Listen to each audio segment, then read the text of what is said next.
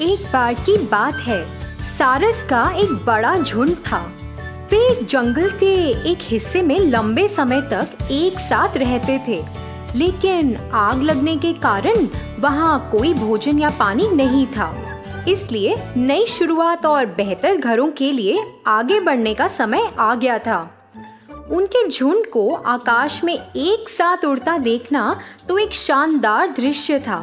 बादलों में से उड़ते हुए उन्होंने बहुत सारे भोजन और पानी के साथ नई भूमि की तलाश की ताकि वे खुशी से रह सकें। थोड़ी देर के बाद सभी को भूख लगने लगी क्योंकि वे बहुत देर से यात्रा कर चुके थे। वो भोजन के लिए इधर उधर तलाश करने लगे और बस उसी समय विल नाम के एक सारस को नदी के पास एक हवासील दिखा। वो तेजी से जल स्तर के ठीक ऊपर उड़ रहा था और अपनी चोंच में एक बार में कई मछलियों को पकड़ रहा था। अरे, उस हवासील को मछली पकड़ते हुए तो देखो, मुझे उससे मिलना चाहिए। विल उस हवासील के पास उड़ कर गया। हेलो दोस्त। हेलो, ये मछली स्वादिष्ट होती है, तुम भी आजमा कर देखो। विल ने झपटा मारा और मछली पकड़ी और फिर खा गया। मछली बहुत स्वादिष्ट थी। देखा, मैंने कहा था ना, मुझे यकीन है कि मैं एक समय में तुमसे अधिक मछली खा सकता हूँ। क्या मैं बिल्कुल खा सकता हूँ बाकी पक्षियों की तरह? ओह अच्छा, मुझे देखने दो। मैं एक समय में अपनी चोंच में मछली का एक गुच्छा पकड़ने और उन्हें खाने के लिए चुनौती देता हूँ। आओ देखें कि कौन अधिक प्राप्त कर सकता है।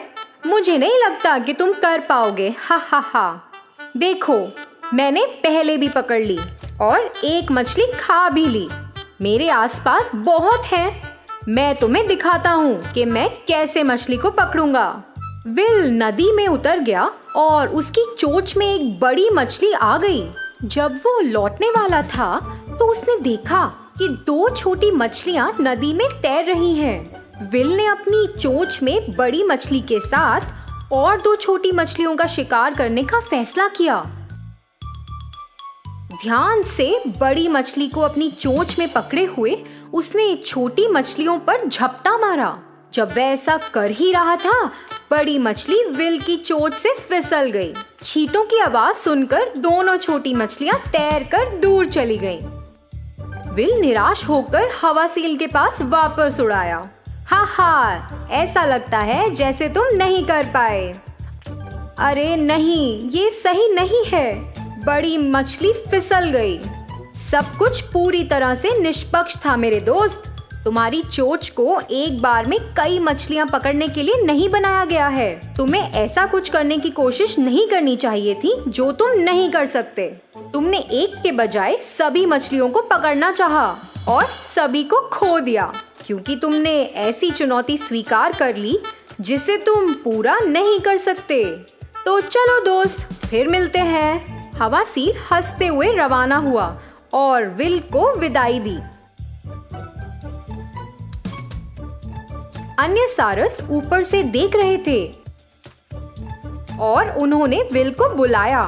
विल शर्मिंदा था और उसे पता नहीं था कि क्या करना है। वह उनके साथ चला गया और लंबे समय तक भूखा रहा।